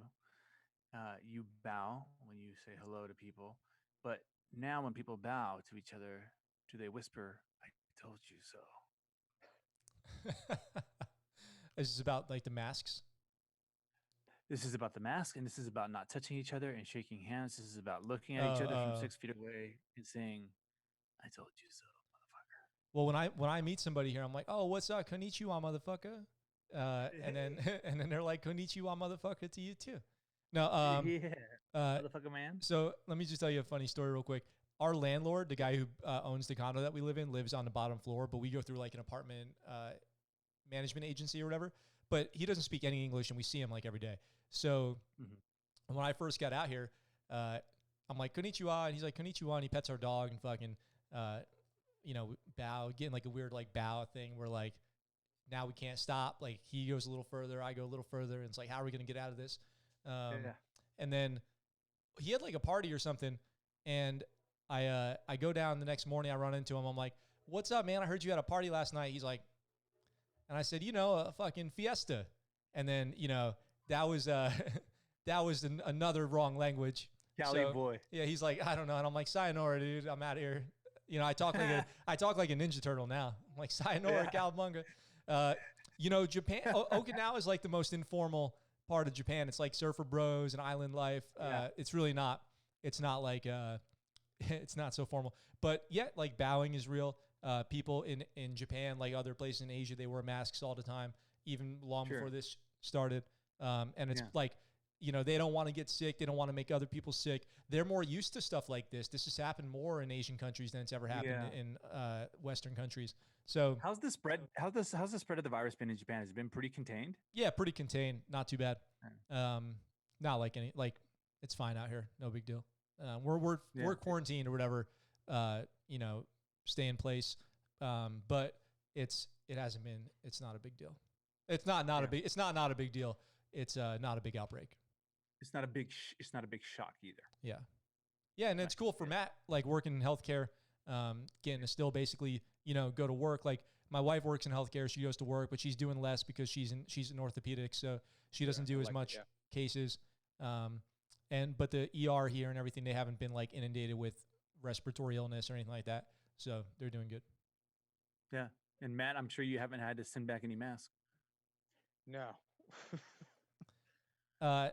Matt, so what's the deal, dude? Is this it? Have we inspired the resurgence of the Hangin with Matty D podcast? I don't know. We'll have to see. I have to get back into it. Like I said, I've been thinking about either doing like a veteran thing, or my other thing was just doing by myself and just ranting. I think like a lot of dudes at the gym, they say like, dude, you need to have like just a camera follow you. Cause I'm just like, I tell it like it is. I don't really hold back much. And like one of my groomsmen at my wedding, one of my best buddies, Derek, he always says, like, if people like ask, oh, what's this guy like? He goes, he's either going to love you and treat you like family, or he's not going to like you and he's never going to want to see you again. And 9.5 times out of 10, it's to treat you like family. And like, there's been rare occasions when somebody is not in that group, but I love people, man. I just love that aspect. That's why I like ranting and stuff like that. But yeah, I don't know. I might bring it back. I have a little bit extra time right now, so I mean, we'll see what happens. I enjoy doing this. I enjoy just talking and bullshitting and just talking about stuff and having people ask questions and then reciprocating. You know what I'll say is, with the way that I'm doing this now over Zoom, it's a lot easier. Maybe you start with like going back on Zoom, because I saw you on your YouTube channel, you can see that your YouTube channel still up. It's Hanging with Matty D, and you can go on there and see your videos, and you have people in person. You're set up in person, which sometimes that's the thing that prevents it. Like, you got to get somewhere. Both people have to be okay. So like, check this out. How are you doing on time, Matt? Oh, you're good. So we used to do our show live on the radio in City Heights in San Diego. Who'd you guys used to do it with, if you don't mind me asking? It was 89.1 FM, KNSJ, like local public radio, publicly funded. Like, they fundraised, all local shows. Coming at you live from Mount Laguna. Yeah. The peaks of Mount Laguna, broadcasting all over San Diego with their radio voice and everything. So we would have to get there on a Friday from work by 3 p.m. The guest would have to get there. We would have to get into the studio, set up, get this whole audio rack, all this stuff, broadcasting. Don't curse, because then we got to jam the delay and blank out the radio. We could take like live phone calls. There was some cool stuff. It was cool knowing our show was going out live on the radio, but honestly, like, it was challenging, and getting guests there, challenging. I can imagine. Yeah. Well, then converting it, like, obviously Max had to do all the work. Like, I'm pretty much useless when it comes to anything technical. or useful, I should say. So then Max had to convert it over and then get it on that Sprout. What's it called, Matt? It was Buzzsprout. Yep. Buzzsprout. One yeah. of the and podcast hosts. And there was a couple times where we didn't record. Remember that? Like Yep. we'd have all the gear there and we just didn't press the button. Yep. Oh, that's happened multiple times. Yeah. Yeah. Oh yeah. I just posted a thing on Instagram about how I was doing a YouTube video for a review of the mic or whatever. And I just had talk for about 10 minutes and I like nailed it first try. And I said, okay, and like, comment, subscribe, and I'll talk to you later. Bye. And I looked down, the light on my thing's still green, which means not recording. And I was like, fuck. And and luckily I looked at the camera, I was like, none of that got recorded. And I uploaded that as a blooper on Instagram. So here's a good little story. Doing the cold calling thing for the podcast. I emailed, I'm not going to say who it is. I emailed somebody on Instagram and I said, hey, someone that we've had on the show before. Would you consider coming on as a guest on the ScuttleButt Show? And they said, yeah, I'll do it. And I was like, I can't believe it. Like, got back to me in like 10 minutes. I was like, can't believe it. Awesome. I'm super stoked. So then we picked a time, coordinated a time and date. And then I sent an email. And then on the day of the show in the morning, I sent a follow-up email confirming the date and time and everything, and that we'll be there. And then 15 minutes before the show started, I was going to go send them a Zoom link because I had put the show on live. And as I'm getting ready to do that, I get an email from him that says, hey, I still don't have anything from you for Zoom. I'm not I feel like you really disrespected me. I've been sitting here getting ready for 2 hours and I'm going to go ahead and cancel the podcast. And I was like, no, dude, I'm here. I'm ready. I thought we had this whole thing coordinated. He's like, that's not how it's done. You got to send the link out way sooner, all this stuff. And I was like, that gut punch feeling, like that sinking gut feeling, like when you, I know exactly what you're talking about. When you it's really like from feeling like I let someone down. Like, it's like a guilt feeling. Like, I can't believe it. But then, I take things like that and I look at it like, okay, how am I going to make this like the best thing that ever happened to me? Like, I can't unfix this mistake, but and I accept it as my mistake, even though I could make an argument that I could make a counter argument about we talked that morning, all this stuff. Anyway, I'm not going to do that. I'm just going to say it was my fault and I wasn't the one who fucked up. So I went on and I'm like, I don't know what the way to do it is, a podcast over Zoom. Like, is there a SOP, And I can't seem to come up with finding anything like that. But Zoom does have a feature where you can set up a meeting way ahead of time and send out an invitation. Yeah. And a few minutes after this shit went down, I emailed you on Instagram and I'm like, hey, I'm going to send you a Zoom invitation. This is like recent. Yeah, this was like Tuesday. This was like on Tuesday. Okay. And it's Thursday where I am. So I texted you that on Instagram. I said, hey, I'm going to send you a Zoom invitation because I was like, this is never going to happen again. Like, this will never recur. And so I figured out how to use the Zoom invitation calendar scheduler thing, which means you have to have like a Zoom Pro account, which is fine because I go over the 40-minute time limit anyway. So I already had that. I didn't even know about this. And so now all the upcoming guests that we have, I've already sent them like the invitations, like it's in all the calendars, whatever. Anyway, my whole point of that was when you go out and like cold call people to be guests on the show or whatever, it's the whole podcast thing. It's a learning experience, it's, and you're always learning. Like you never got it, Yeah, but fuck that guy though. Whoever that fucking guy is. Well, you know what? Like I'm not, okay. So I'm not going to dwell. I could say that, but I'm not going to dwell on it. Like the dude is. It was Donald Trump. The dude is, very unprofessional. The dude's cool. Like the dude's doing, big time social media guy. He's always hustling online. He's very responsive. He didn't owe me anything, and I hit him up out of the blue, and he got right back to me. Right, so I got a lot of. I respect that a lot. I want you, if you don't mind, can you text me who it is after the show? Maybe, but that would have to stay in confidence. I wouldn't say. I'm just curious. I wonder if I know him. That's why. So my mistake, right? And it'll never fucking happen again. Nothing like that will ever happen again. I've had multiple times. Yeah. People who are coming on this show are gonna know the deal, you know? Yeah. So it was a lesson learned on there about the whole like setting up the podcast thing. Oh yeah. Yeah, I fucking love it, dude. I love doing these podcasts. I love meeting people. I'm glad I met you. Yeah, man. You know, you seem like somebody talking about you're either like in the like family or like, you know, fuck you. Yeah. Seems like you're somebody who like, you know, kind of wears what you're thinking on your sleeve, kind of like very, Oh, you yeah, kind of, you 100%. like, I'll just speak for me. Like I wear it on my face. Like you can see it on my face if I'm talking to somebody and I'm like, I don't like you.